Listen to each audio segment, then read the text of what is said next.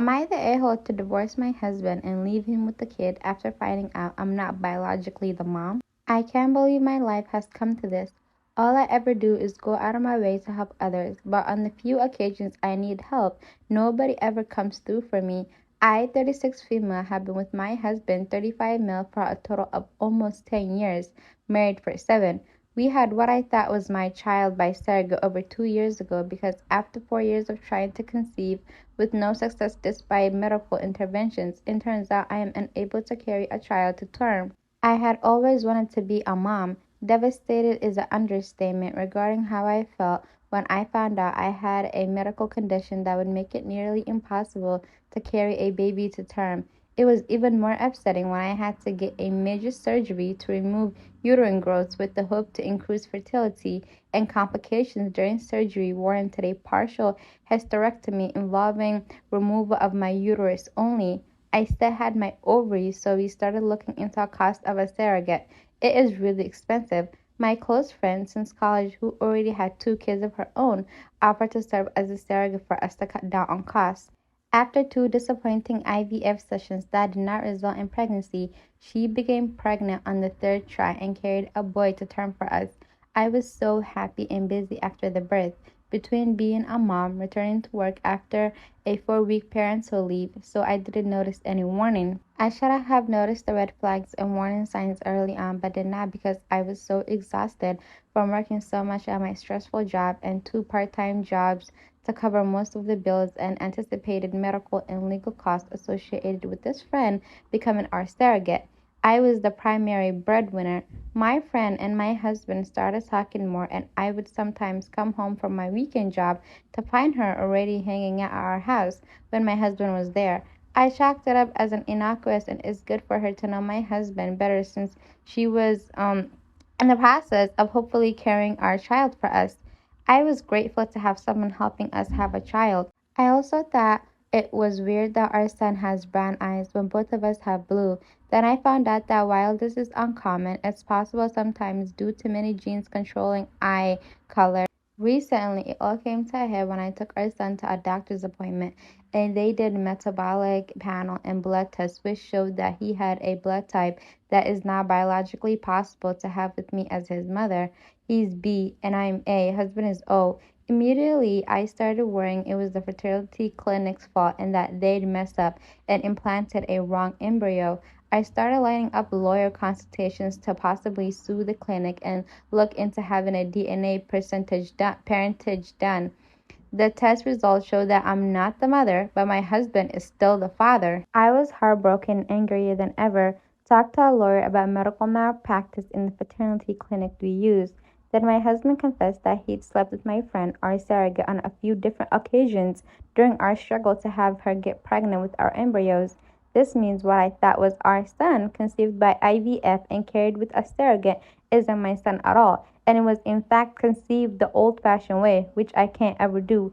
Living absolutely broken at that same time doesn't even begin to describe how I feel. I have been breaking down into crying spells over and over again about this. He claimed he didn't ever think pregnancy could result because he pulled out, and he had always assumed that he was the reason for our earlier struggles to conceive, both before my hysterectomy and during the IVF insemination process with this friend. I felt an immediate triple betrayal from what was supposed to be my husband, my friend, and now knowing my child isn't even really mine. I had such white hot rage. What does that mean? Such white hot rage. I've never heard that. And delirium. I immediately left home and stayed at a hotel for almost a week before asking my parents to let me stay at home for a while. I admit I left our son with him. I am now filing a divorce because he cheated and betrayed me in the worst possible way. I have also cut off my friendship with my friend, the surrogate, and feel afraid to trust anyone else. I have seen a divorce lawyer to see about giving up my legal rights to this kid so I don't even have to face such betrayal or owe child support. My husband and friend surrogate admit they were wrong and keep apologizing, but also call me an immature and heartless just to give up on my son like that. My parents also say I can't just give up on a kid that I went through so many legal and medical hoops to have, when I told them I refused to stay in a cheater marriage and I'd rather adopt someday with a better, more trustworthy partner. They also told me I was wrong and that maintaining my parental rights isn't much different than if I adopted outright.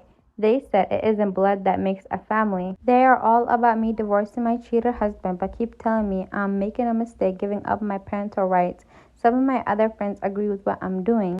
A few admitted they weren't big enough to swallow pride and care for an affair baby or to see daily reminders of my friend surrogate's betrayal every time I look at her son. I just want a clean break and a fresh start. I'm also looking at relocating several states away. Am I able to give up my parental rights in the divorce because I kid? I paid a lot of money to have born by a surrogate. Isn't biologically mine at all, but the surrogate's? I don't know. I always say this, but I like cheating. I even said it in my last video. Cheating should be criminalized. Like if somebody cheats on their spouse that's faithful and that's good to them, and they just go out of their way to cheat on that person, especially physically, they should spend some time in jail.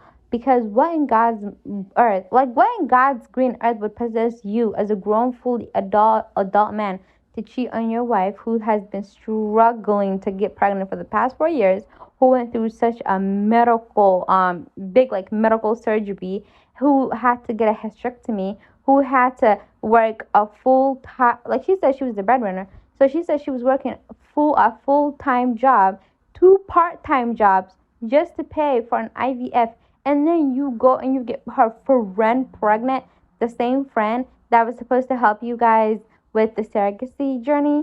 Like, what goes through people's mind? Like, some people are just so mean and malicious. This is why when people say, oh, I cheated because it was a mistake, I don't believe that bull. You cheat because you want to cheat and because you don't care how that person is gonna feel, and you don't care about the action of your the consequences of your own actions, because that's so evil and malicious. To cheat on your wife is one thing, but to cheat on your wife who you knew wanted to have a baby, who you knew spent 4 entire years crying, going through hell, what do you call it? Hella loops just to have a baby, making herself tired, working 7 days a week, two part-time jobs, a full-time job. For what? For a couple of minutes of pleasure? And then have the audacity to say, oh, well, I pulled out, so I didn't know if I can even get anybody pregnant.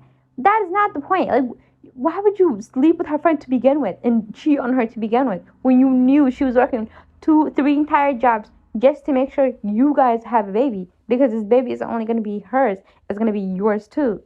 She did all that just so you guys can have a baby. And for what? The baby not even to be hers? That is sick, Wallahi.